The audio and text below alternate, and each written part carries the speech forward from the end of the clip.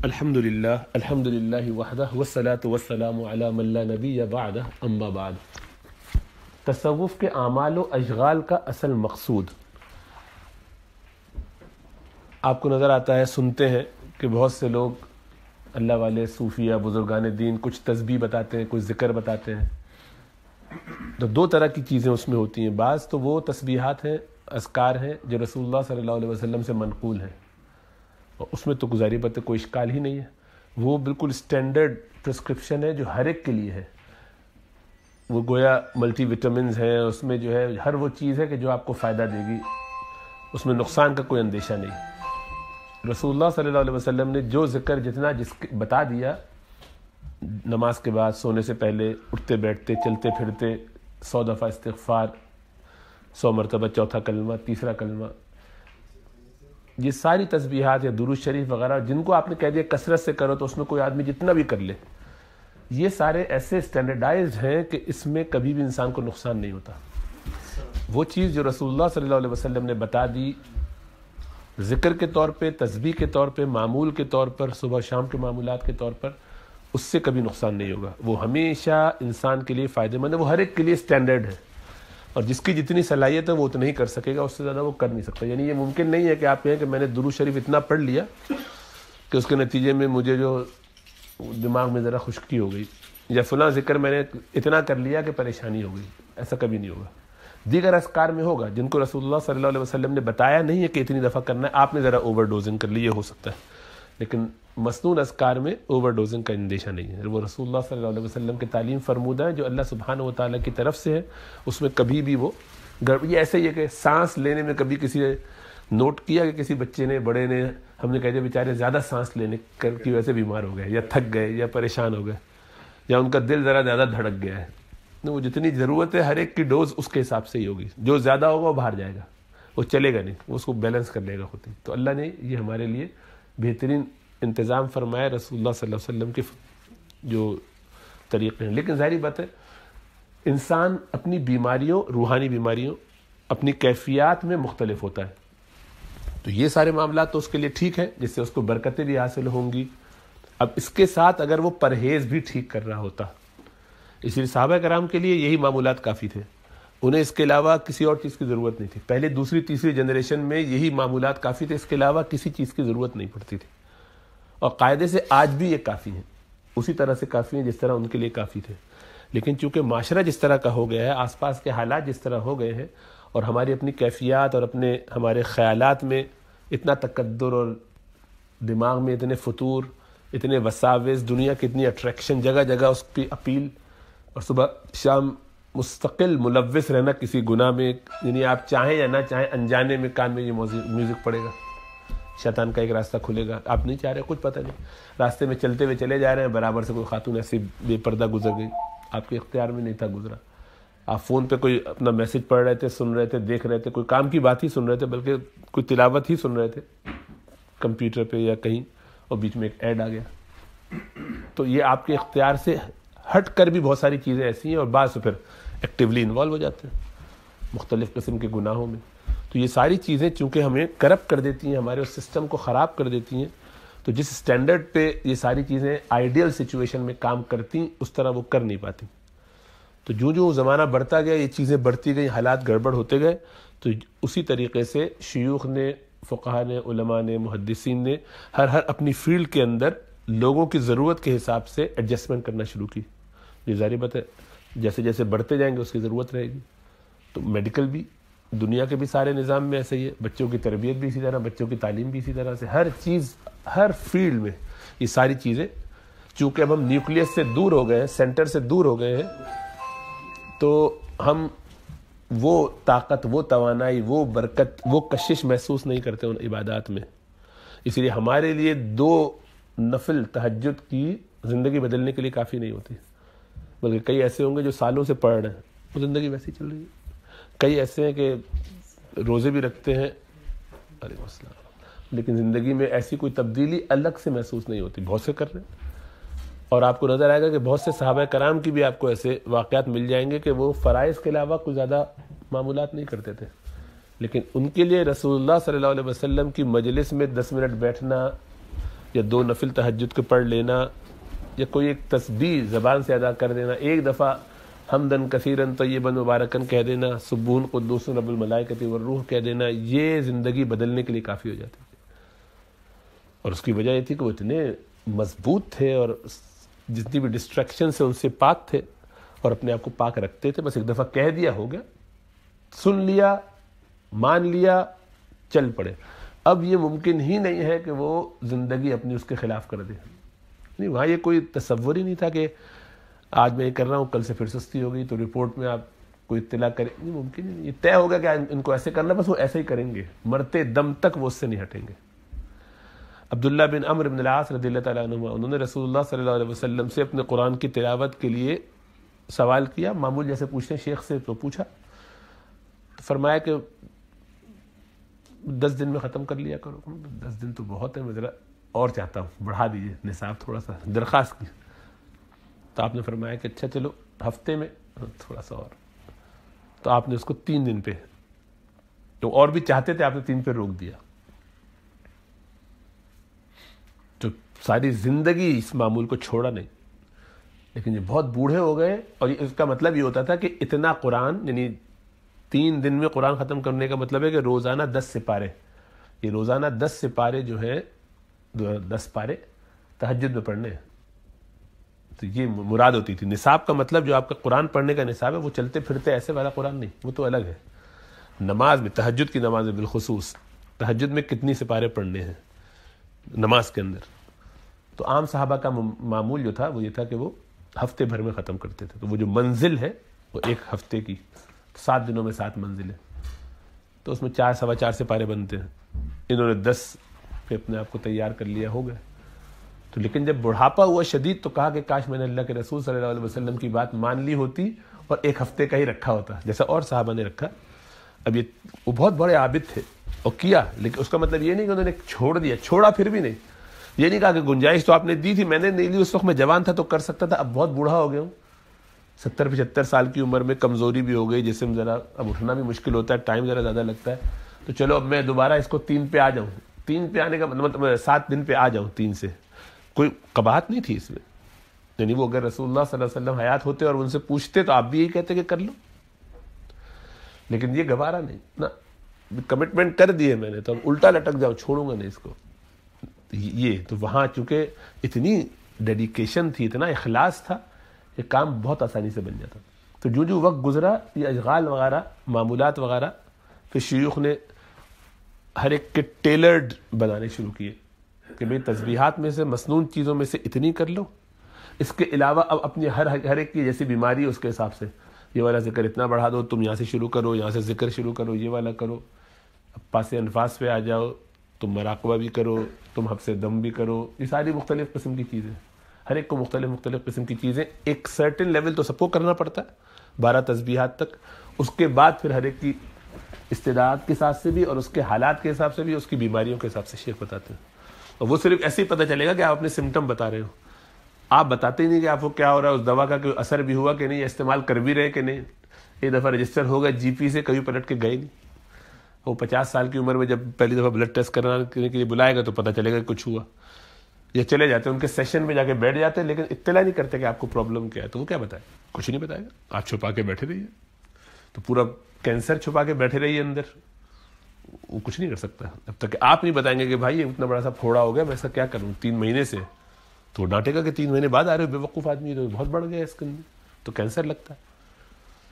تو جب آپ بتائیں گے تو وہاں سے وہ علاج شروع کر دے گا، پھر آپ بتائیں گے کہ آپ نے یہ دوا دی تھی، میں نے یہ کھائی، اس کا یہ اثر ہوا، یوں فائدہ ہوا، یوں اور یہ سائیڈ افیکٹ ہوا، ڈائریا ہو گیا اس کے بعد مثلاً، تو وہ کہے گا اچھا نہیں یہ بند کر دو، اس کی جگہ یہ شروع کر دو۔ تو وہ تو ٹرائل اینڈ ایرر سے اپنے تجربے کی بنیاد پر آپ کو سامنے رکھتے ہوئے، آپ کے رسپانس کو دیکھتے ہوئے علاج بتاتا جائے گا، اپڈیٹ کرتا جائے گا، آپ بالکل سیٹ ہو جائیں گے۔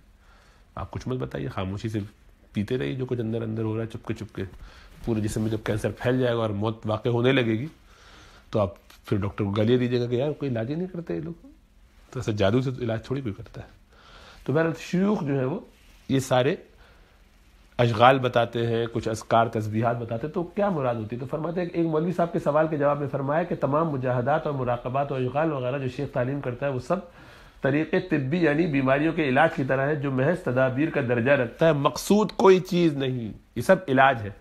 تو اس سے پہلا جواب اسی بات کا ہو گیا کہ یہ بدل کیوں گیا، مسنون خالی کیوں نہیں، اس کے لیے حدیث کیوں نہیں ہے، ہمارے پاس حدیث نہیں ہے، آپ یہ ذکر کیسے کرواتے ہیں، یہ کہاں سے آ گئے، تو بدعت ہونی چاہیے؟ نہیں، یہ بدعت اس وقت ہوگی اگر آپ اس کو سنت سمجھنے لگے، اس کو دین کا حصہ سمجھنے لگے۔ تو یہاں یہ سنت نہیں سمجھی جاتی، اس ثواب کی نیت سے کوئی ذکر نہیں کراتا آپ کو۔ یہ آپ کو کہا جاتا ہے کہ تسبیح کریں تو آپ ثواب کی نیت سے نہیں کرتے اس کو، کیونکہ ثواب کے لیے تو اس کا حدیث سے ثابت ہونا ضروری ہے کہ بھئی رسول اللہ صلی اللہ علیہ وسلم نے یہ کام بتایا تھا، آپ نے کیا، اب ثواب ملے گا۔ آپ کو جو ذکر بتایا جاتا ہے کہ آپ ایسے بیٹھ کے اس طرح سے تصور کیجئے، اپنی موت کے بارے میں مراقبہ کیجئے، غور کیجئے کہ آپ مر رہے ہیں، 3 منٹ کے لیے ایسا غور کرنا بیٹھے ہوئے، اور غور کیجئے کہ میں مر گیا ہوں اور لیٹا ہوا، مجھے نہلایا جا رہا ہے، کفن پہنایا گیا۔ یہ اب ایک آدمی یہ کر رہا ہے روزانہ، تو آپ کہیں اس کی حدیث لے آؤ، کوئی حدیث نہیں ہے، حدیث کی ضرورت نہیں ہے۔ پیراسیٹامول کھانے کو کہا جائے آپ سے تو آپ اس کی حدیث مانگیں گے؟ نہیں مانگیں گے، اس لیے کہ وہ علاج ہے۔ تو یہ اذکار تسبیحات جو اس طرح بتائے جاتے ہیں، اس کے لیے کسی حدیث کی ضرورت نہیں ہے۔ حدیث کی ضرورت تو وہاں ہوگی جب آپ اس کو عبادت کے طور پہ کریں گے، یہ علاج ہے، صحیح ہے۔ تو اس کا جواب ایک تو یہ ہوگا کہ یہ علاج ہے، اور علاج کے لیے صرف تجربہ چاہیے ایک ماہر کا، ایک محقق کا، ایکسپرٹ کا۔ وہ آپ کو بتائے گا کہ آپ نے یہ 3 دفعہ کھانی ہے۔ آپ اس سے تو سوال نہیں کرتے کہ آپ نے مجھے موکسیسلن 3 دفعہ دی ہے، پچھلی دفعہ جو ڈاکٹر صاحب تھے انہوں نے ایریتھرومائسن دی تھی، وہ 2 دفعہ دی تھی روزانہ، انہوں نے 5 دن کی دی تھی، آپ 7 دن کی دے رہے ہیں۔ بھائی ہماری مرضی، ہم ایکسپرٹ ہیں، آپ کو جو دے رہے ہیں آپ وہ کیجیے، ہم آپ کو یہ بتانے کے بھی مکلف نہیں۔ آپ ہم سے سوال نہیں کر سکتے کہ ہم آپ کو یہ دوا کیوں دے رہے ہیں، نہیں کھانی چاہیے، آپ کی مرضی، دوسرے سے لے لیجیے، وہ کچھ اور دے گا وہ کھا لیجیے، خود ہی گوگل کر کے کھا لیجیے، ان شاء اللہ تعالیٰ دوا سے مر جائیں گے، بیماری سے نبی مرے تو جنازہ پڑھانے کے لیے بلا لیجیے تو وہ آپ کی مرضی ہے، لیکن آپ سوال نہیں کر سکتے کہ بھائی آپ 3 دن کی کیوں دے رہے، 5 دن کی کیوں دے رہے، ہے نا؟ ڈاکٹر کی مرضی ہے، وہ بتائے گا آپ کے سمٹم کو سامنے رکھ کے۔ آپ اس پر اعتماد نہیں کرتے، اس پر لعنت بھیج دیے، وہ الگ بات ہے، لیکن آپ اس کو چیلنج نہیں کر سکتے۔ اگر وہ کوالیفائڈ ڈاکٹر ہے تو وہی بتائے گا نا۔ تو فرمایا کہ یہ سب ان میں سے کوئی چیز مقصود نہیں ہے، مقصود نہیں ہے تو ظاہر بات اس کا قصد نہیں کیا جائے گا، اس کا ارادہ نہیں کیا جائے گا، تو اس پہ ثواب کی کوئی امید نہیں لگے گا۔ اللہ اپنی مرضی سے ثواب دے دے، اللہ بادشاہ ہے، اللہ کی یاد تو ہے، ذکر تو کیا جا رہا ہے تو اللہ ثواب دے۔ جس طرح پیراسیٹامول کھانے کا فی نفسی کوئی ثواب نہیں، کوئی مقصود نہیں ہے، لیکن علاج کی نیت یہ سوچ کے کہ میری یہ جسمانی جو بیماری ہے اگر اس سے دور ہو جائے گی، یہ انفیکشن دور ہو جائے گا تو جسم کا بھی حق ہے، تو اللہ سبحانہ وتعالیٰ نے یہ امانت دی مجھے، اس جسم کا حق ادا کروں گا تو اللہ نے چاہا تو اس کا اجر ملے گا، وہ ایک الگ بات ہے۔ وہ انڈائریکٹلی اللہ اجر دے دے کہ بہرحال زبان سے اللہ کا نام تو لیا جا رہا ہے، اس کی برکتیں ہیں، بالکل ہے۔ آگے چلیے۔ اسی طرح قلب کا جاری ہونا جو مشہور ہے وہ بھی کوئی چیز نہیں، بلکہ اہل تجربہ نے اس سے بھی منع کیا کہ محض قلب سے ذکر کا خیال رکھا جائے، اس میں دھوکہ ہو جاتا ہے۔ وہ فرماتے ہیں کہ ذکر زبان سے جاری رکھو، خواہ قلب بھی حاضر ہو یا نہ ہو، کیونکہ قلب سے ذکر کا خیال رکھنا اس کا دوام مشکل ہے اور دیر پا بھی نہ ہوگا۔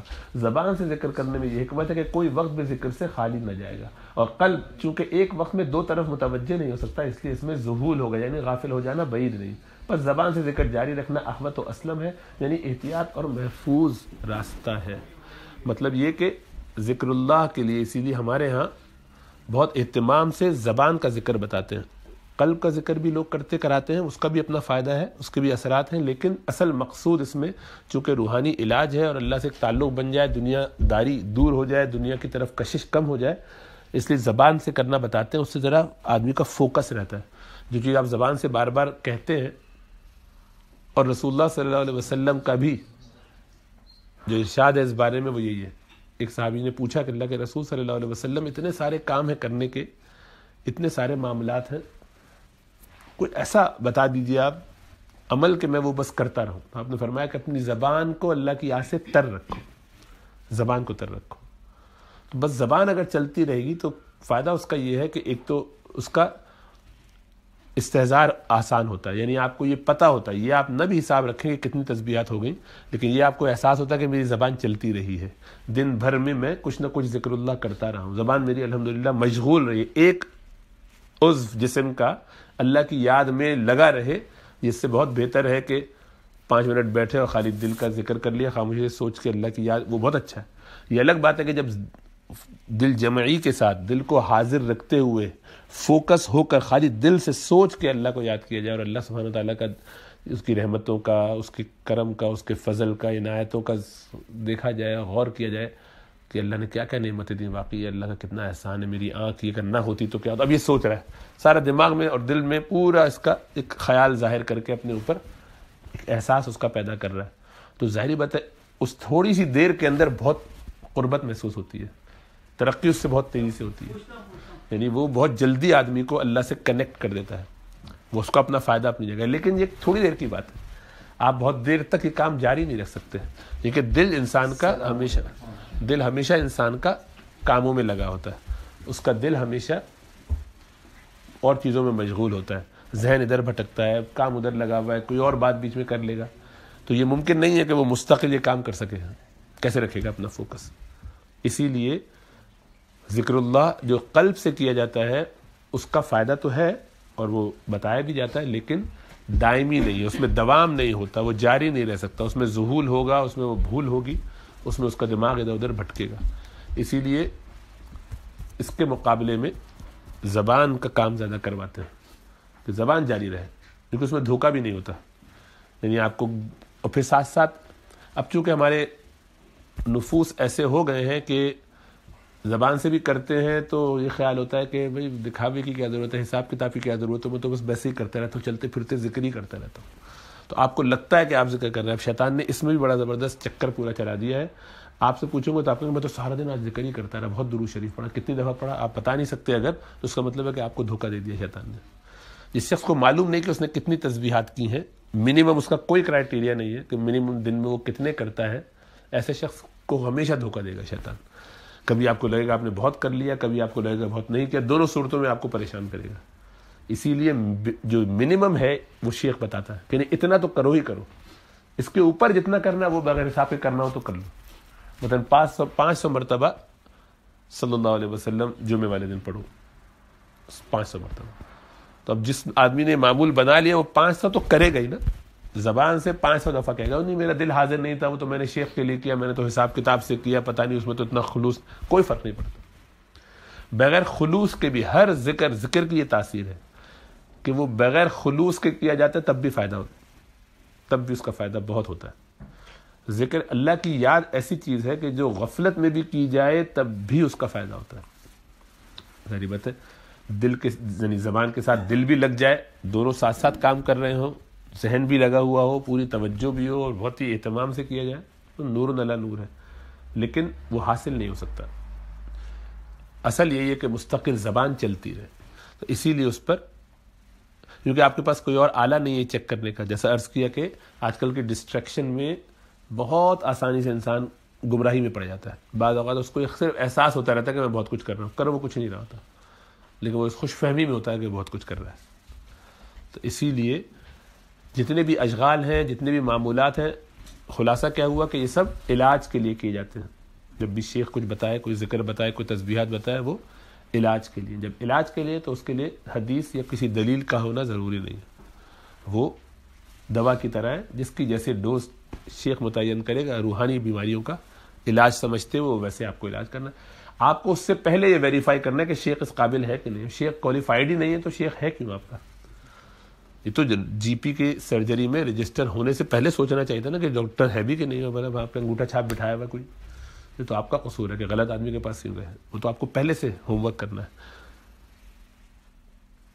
یہ بھی رشتے ہی کی طرح ہے. شادی سے پہلے سوچ لو کہاں شادی ہو رہی ہے، سارا ہوم ورک اس سے پہلے کر لو. اب طے کر لیا اور شادی ہو گئی، شادی کے بعد اب سوچنے کا نہیں ہے کہ میں تو یہ سمجھ رہا تھا کہ نہیں، وہ اب ہو گیا، کس خاندان کا وہ بھی کھل گیا، نہیں کھلا تو آپ کی غلطی ہے، کیوں نہیں کھولا، پہلے کھولنا چاہیے تھا. صحیح ہے نا؟ وہاں پھر اس کے بعد چکر نہیں چلا سکتے کہ اب مجھے نظر آ رہی گڑبڑیں. تو بات کی گڑبڑیں جو نظر آ رہی ہے تو ساری زندگی بھگتو، سب بھگت رہے. وعلیکم السلام. وہ بھی سمجھ رہی ہیں کہ بھگت رہے اور آپ بھی سمجھ رہے ہیں کہ بھگت رہے، دونوں ہی بھگت رہے مظلومانہ انداز میں. تو بھگتتے رہیے، یہ تو کام پہلے کرنا چاہیے تھا. تو شیخ کو ڈھونڈتے ہوئے اس وقت کام سارا کرنا ہے کہ بندہ اس قابل ہے کہ نہیں. نمبر 1 یہ کہ وہ شریعت کا پابند ہے کہ نہیں. نمبر 2 یہ کہ اس کو کسی اور شیخ سے اجازت ہے کہ اس کا تسلسل ہونا چاہیے. کوئی بھی خود اٹھ کے آ کے کہے کہ میں آپ کا ڈاکٹر ہوں، علاج کروں گا، ایسے تھوڑی.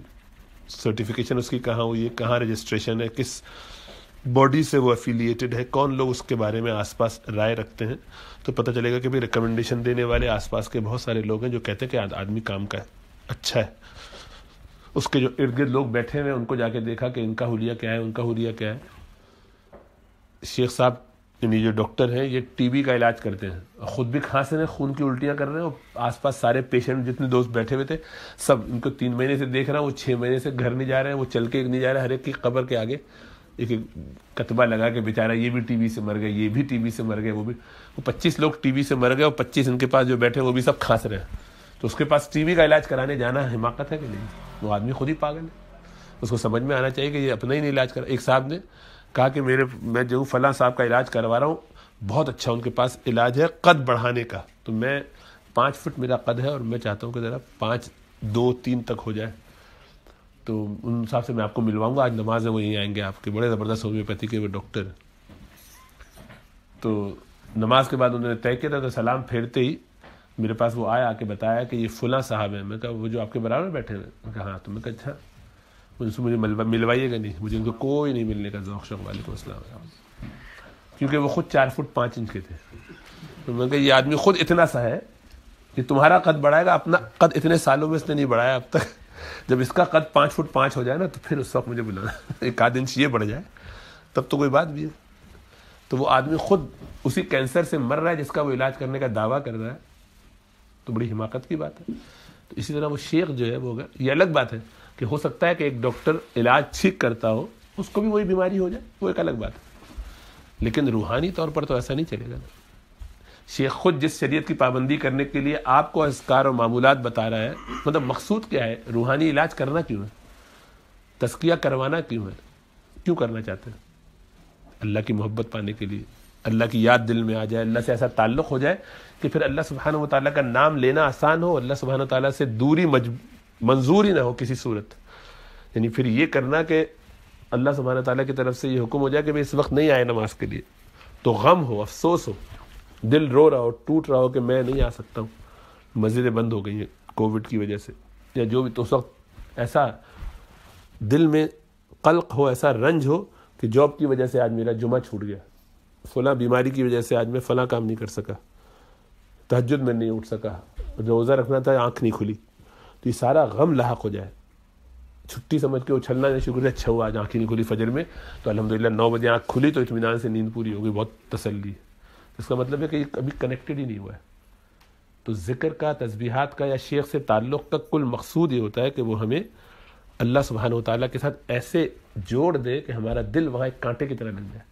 یعنی گویا ایک کانٹا آپ نے جس سے مچھلیاں پکڑی جاتی ہیں وہ آپ کے دل میں لگا دیا اور وہ اللہ سبحانہ و تعالیٰ کے ہاتھ میں، تو آدمی مستقل ایک کنیکشن فیل کرے. اب دل میں ذرا تصور کیجئے کہ کانٹا کوئی سوئی چبھی ہوئی ہو، پھانس لگا ہوا ہو اور وہ بندھا ہوا ہو کہیں سے، آپ کتنا دوڑ سکتے ہیں اس پر؟ نہیں دوڑیں گے. تھوڑا سا چلیں گے آپ کو محسوس ہوگا کہ یار یہ پھر کھچاؤ محسوس ہو رہا ہے، پھر تکلیف محسوس ہو رہی ہے. جو وہ اونٹ ہو، اس کو رسی سے باندھا ہوا ہو کسی کھوٹے سے، تو وہ چلے گا، بھاگے گا، کبھی اچھلنے کی بھی کوشش کرے گا، لیکن اس کو پتا ہے کہ میری رسی مجھے یہیں تک جانے دیتی ہے، اس سے آگے وہ نہیں جائے گا، اس اتنے ایریا میں اچھلتا کودتا رہے گا. تو اپنے آپ کو اللہ سے اگر ایسے آدمی باندھ لیتا ہے تو پھر اس کو یعنی یہ پریشانی نہیں ہوتی کہ عبادات کرنی ہے، یہ پریشانی ہوتی ہے کہ میں اب دوبارہ کب اٹھوں گا.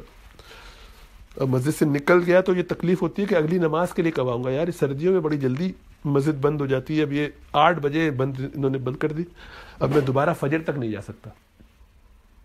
فجر کی نماز ہے ہمارے یہاں 6:40 پہ، تو تقریباً 10 گھنٹے 9.5 گھنٹے میں دوبارہ اللہ کے گھر نہیں جا سکتا. یہ جب حرم میں ہوتے ہیں، مدینے میں ہوتے ہیں اور مکہ میں ہوتے ہیں تو وہاں یہ کیفیت ہوتی ہے کہ نہیں؟ ادھر آئے، تھوڑا سا کھانا وانا کھایا، 2 گھنٹے آرام کیا، اب وہاں سے کچھ خریدنا تھا خریدا، اس کے بعد عشاء کی نماز کا وقت تو بھاگ کے پہنچے. کسی نے کوئی اور بات کی، عشاء کے بعد ملیں گے، ابھی عشاء کی جماعت نکل جائے گی، مجھے تو آگے نماز پڑھنی، مجھے تو اس جگہ پہنچنا ہے، میرا ارادہ وہاں پہ نماز پڑھنے کا ہے. وہ ان صاحب سے کہا ہے ہم وہاں بیٹھ کے قرآن کی تلاوت کریں گے، اثر کے بعد نہیں، اثر سے مغرب ہمارا قرآن کی تلاوت کا وہاں ہوتے ہیں. تو حرم میں نہیں، ہمارا طواف کا ارادہ ہے، اس وقت طواف کریں گے. عمرے کے لیے کل صبح جانا ہے تو رات میں جلدی سو جاتے ہیں تاکہ صبح جلدی اٹھ جائیں فجر سے پہلے، اور پھر احرام بند کے آئیں گے. جو بھی یعنی وہاں ہوتے ہیں تو یہ ساری باتیں خود ہی سمجھ میں آ رہی ہوتی ہیں کہ کیا کرنا ہے. وہ کیفیت کی وجہ سے وہ کنیکشن بن جاتا ہے.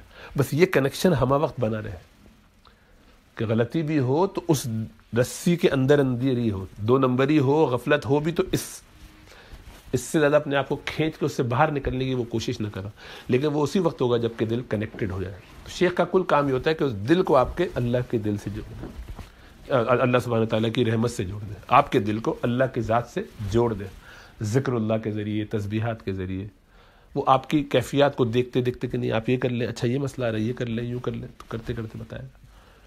تو جب آپ ایک دفعہ کنیکٹڈ فیل کرنے لگتے ہیں اللہ سبحانہ و تعالیٰ سے، پھر وہ چیز جو ابھی آپ کو بہت مشکل لگ رہی ہے، مجھے جیلسی ہے، میرے دل میں جو حسد بہت ہے آج کل، اس لیے کہ سب کو دیکھتا ہوں ان کے بڑے اچھے چل رہے ہیں معاملات، ان کے معاملات ایسے سننے میں آئے، ان کے بارے میں دیکھا ان کی گاڑی ایسی، ان کے بارے میں دیکھا ان کی جاب ایسی، ان کے بچے ایسے چل رہے ہیں، ان کے بچے حافظ ہو گئے، ان کے 3 بچے حافظ ہو گئے، ہمارا ایک نہیں ہو پا رہا، ہم پیچھے پڑے ہوئے نہیں کچھ کر پا رہا، فلاں کا اتنا کام ہو گیا ہمارے یہاں نہیں ہو رہا. یہ سارے وساوس اور خیالات جو دوسروں کے بارے میں آتے ہیں. اب اس کا علاج کیا تھوڑی دیر کے بعد حسد سے جان چھوٹی. کچھ عرصے کے بعد شیخ صاحب کی تعلیمات اور توجہات کے نتیجے میں، دعاؤں کے نتیجے میں، اب آپ کو جناب تکبر آ گیا آپ کے اندر. اب آپ خود اپنے آپ کو علامہ ہی سمجھنے لگے. اب اس کا علاج کیا، اس سے فارغ ہوئے تو دنیا داری آ گئی، مال کی محبت، مادہ پرستی کا مزاج.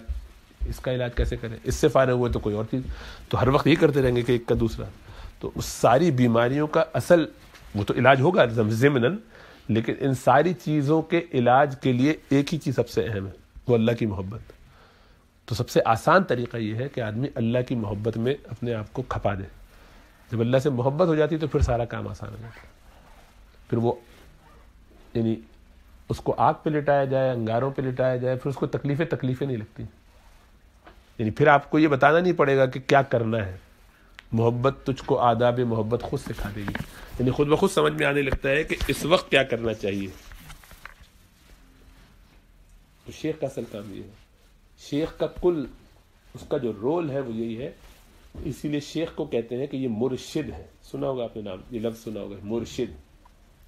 پیر کہتے ہیں لوگ، جو بھی کہیں، وہ تو 2 نمبری ہر جگہ چل رہی ہے آپ، لیکن صحیح چیز جو صحیح کانسیپٹ ہے وہ یہ ہے. اللہ سبحانہ و تعالی ہماری مراد ہے. مراد وہ جس کا ارادہ کیا جائے. ارادہ کرنے والے کو عربی میں مرید کہتے ہیں. مرید کا مطلب ہے وہ جو ارادہ کرتا ہے. ارادہ یرید ارادتن فہو مرید. ارادہ کرنا چاہنا، انٹینڈ کرنا، کوئی خواہش رکھنا. تو خواہش کیا ہے؟ اللہ کو پانا. تو اللہ ہماری مراد ہے، ہم اللہ کی مرید ہیں. اور اس ارادت کے راستے میں، یہ جو ہم ارادہ کر رہے ہیں اللہ کی طرف چلنے میں، اس میں چونکہ لوپ ہول آ سکتے ہیں، غلط ایگزٹ لیا جا سکتا ہے، راستے میں کوئی گڑبڑ ہو تو کیا کرنا ہے، کیسے چینج کرنا ہے، ری ٹور کیسے کرنا ہے. یہ کام گائیڈ کا ہوتا ہے. مرشد وہ ٹام ہے، وہ نیویگیشن ہے. وہ آپ کو بتائے گا کہ نہیں یہاں سے ادھر لے لو، آگے راستہ بلاک ہے، یہ ایک اسپیڈی یہاں پہ تمہیں مل جائے گا، وہ یہاں سے نکلو، یہ راستہ تمہیں شارٹ کٹ ہے، ادھر سے چلے جاؤ، یہ شارٹ کٹ ہے. تو شیخ کا کام کل اتنا ہے کہ وہ بتا کے آپ کو، وہ بھی آپ کو صرف اسی صورت میں بتائے گا، آپ کو وہ بتاتا رہے گا. آپ سن رہے ہیں تو ٹھیک ہے، نہیں سن رہے ہو مت سنیے، جا کے پھنسیے اس بلاکیڈ میں جہاں وہ بتانا چاہ رہا ہے کہ بھئی آگے راستہ خراب ہے، ادھر سے لو. آپ نے نہیں سنا، آپ کو مجھے تو صاف نظر آ رہا ہے بکواس کر رہے ہیں، نہیں مانی بات. لیکن 15 منٹ کے بعد جا کے پھنسے. اب جو آدھے گھنٹے تک وہی اسٹک ہو گئے، تو اب اپنے آپ کو کوس رہے ہیں کہ کیوں نہیں مانی تھی بات. نہ مانا، زبردستی تو کوئی کسی کو نہیں کرواتا، چلنا تو خود ہی پڑے گا. تو یہ سمجھنا کہ وہ شیخ آپ کو کندھے میں بٹھائے گا اور اٹھا کے وہاں چھوڑ دے گا، ایسا کوئی نہیں کرتا. یہ کام نہیں ہوتا. یہ جاہلانہ کانسیپٹ ہے کہ ہمیں کچھ کرنا نہیں پڑے گا. شیخ کو ہدیہ دے دیا، شیخ صاحب جو ہے وہ لے کے آپ کا پورا چکر چلا رہے ہیں. یہ سب 2 نمبریاں، یہ اسلام میں نہیں ہے. غیر اسلام میں ہو سکتی اوروں کیا ہو سکتی، اسلام میں ایسا کوئی تصور نہیں. اسلام میں تو شیخ صرف اور صرف مینٹور ہے، ایک ٹرینر ہے، ایک گائیڈ ہے. آپ کو چونکہ وہ اس راستے پہ گزر چکا ہے، کئی دفعہ آ جا چکا ہے، تو اس کو راستہ معلوم ہے. ختم بات. جس کو راستہ معلوم ہوتا ہے، آپ اس کے ساتھ گاڑی میں بیٹھتے ہیں، وہ ٹھک لے جاتے ہیں. ٹرین پہ بیٹھے ہوئے، اور وہ ٹرین چلانے والا جو ہے اس کو راستہ معلوم ہے. آپ اس سے جا کے چیک نہیں کرتے رہتے ہیں تھوڑی دیر بعد کہاں لے جا رہا ہے، صحیح جا رہا ہے کہ غلط جا رہا ہے. اس پہ اعتماد کر لیا کہ وہ کوالیفائڈ بندہ ہے، صحیح چلا رہا ہے. اب وہ پہنچا دے گا جہاں پہنچانا ہے، اور پہنچ جاتے ہیں، کوئی اشکال نہیں ہوتا. تو شیخ بھی جب ایک دفعہ اعتماد کر کے بنا لیا، تو بس جس طرح سے وہ کیا چلتے رہنا، تو انشاءاللہ تعالیٰ اس کا فائدہ ہوگا. اور جو وہ کہے وہ کرو، جس طرح سے کہے اس طریقے سے کرو، اور پھر اس کے فائدے دیکھو، پھر زندگی تبدیلی ہوتی نظر آتی ہے کہ نہیں۔ اللہ میں سمجھ و شعور عطا فرمائے۔